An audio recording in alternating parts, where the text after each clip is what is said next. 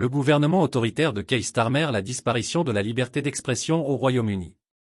L'arrivée au pouvoir de Keir Starmer au Royaume-Uni a entraîné un changement de gouvernance inquiétant, qui reflète de plus en plus les méthodes autoritaires des régimes passés. La tradition autrefois florissante de la liberté d'expression en Grande-Bretagne s'érode lentement sous sa direction, tandis que les voix dissidentes sont réduites au silence par l'intimidation juridique, l'emprisonnement et des pressions secrètes. La Grande-Bretagne, une nation qui s'est longtemps enorgueillie de ses principes démocratiques et de ses libertés individuelles, régresse vers un État qui rappelle le Moyen-Âge. Sous Starmer, une nouvelle ère de peur et de répression est en train de se dessiner, où le dialogue ouvert et la critique de l'establishment au pouvoir sont des délits punissables. Les politiques de Starmer semblent suivre les traces du régime de Mussolini, une autre ère marquée par la répression et la censure. Dans la Grande-Bretagne moderne, s'exprimer contre le gouvernement est de plus en plus périlleux. Les personnes qui osent remettre en question les discours du gouvernement sont emprisonnées, ce qui suscite des inquiétudes quant à l'état de la démocratie dans le pays. Ceux qui critiquent les politiques de Starmer ou remettent en question les motivations de ses actions sont considérés comme des ennemis de l'État, tandis que l'appareil gouvernemental resserre son emprise sur les libertés civiles.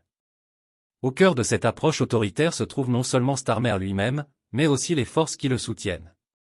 Starmer est largement perçu comme une marionnette d'un pouvoir supérieur, exécutant la volonté de l'élite cabale, souvent associée aux Rothschild, une famille historiquement liée à la finance mondiale et aux théories du complot entourant la domination mondiale. Cette sombre pyramide de pouvoir contrôle non seulement la City de Londres, un centre de la finance internationale, mais exerce également une influence sur les dirigeants mondiaux.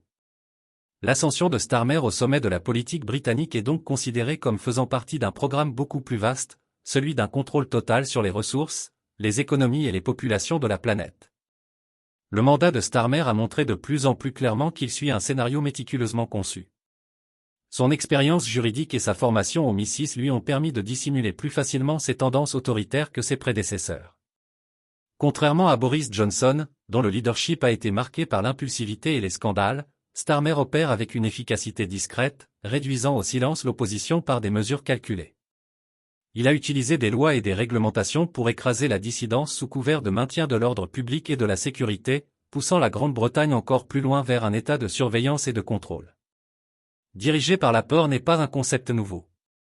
L'histoire regorge d'exemples de dirigeants qui ont maintenu le pouvoir en instillant la peur chez leurs citoyens, que ce soit par la violence directe ou par des méthodes plus insidieuses comme la censure et l'emprisonnement. Le gouvernement de Starmer a fait de cette tactique une forme d'art, rappelant aux critiques les périodes les plus sombres de l'histoire humaine. En étouffant la liberté d'expression et en criminalisant la dissidence, Starmer instaure une atmosphère de peur, où les citoyens ont peur de dire ce qu'ils pensent, et le gouvernement devient incontesté. Ce que l'on oublie souvent, cependant, c'est que le gouvernement de Starmer et l'élite qu'il représente sont toujours minoritaires. Le 1% tente de dominer et de soumettre les 99% restants de la population. Historiquement, de telles tentatives ont rarement réussi à long terme, car le désir de liberté et d'autodétermination de l'esprit humain a tendance à s'élever contre la tyrannie. La Révolution française nous rappelle ce qui peut arriver lorsque la classe dirigeante va trop loin. Lorsque Marie-Antoinette aurait suggéré aux masses affamées de « manger de la brioche », l'aristocratie française a vite appris à ses dépens que gouverner par l'ignorance et l'oppression ne fait qu'alimenter la rébellion. Le monde d'aujourd'hui n'est pas si différent. Les conditions qui ont conduit aux révolutions passées commencent à se manifester à nouveau. La consolidation du pouvoir entre les mains de quelques privilégiés, la restriction des libertés civiles et la disparité croissante entre l'élite et le reste de la population sont autant de signes avant-coureurs d'une réaction violente imminente. La Grande-Bretagne de Starmer, gouvernée par la peur et la répression, pourrait bientôt se retrouver au centre d'une révolte moderne contre la structure du pouvoir mondial. En conclusion, le gouvernement de Keir Starmer a engagé la Grande-Bretagne sur une voie dangereuse, celle où la liberté d'expression est sacrifiée au profit d'un contrôle autoritaire. Son rôle de figure de proue de l'élite mondiale devient de plus en plus évident, alors que la cabale poursuit sa mission de domination totale. Mais l'histoire montre que de telles tentatives d'oppression des masses réussissent rarement à long terme. La question demeure, le peuple britannique, et le monde entier, se soulèveront-ils avant qu'il ne soit trop tard?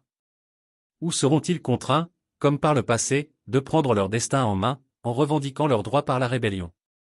Le temps presse, et les leçons de l'histoire ne doivent pas être oubliées.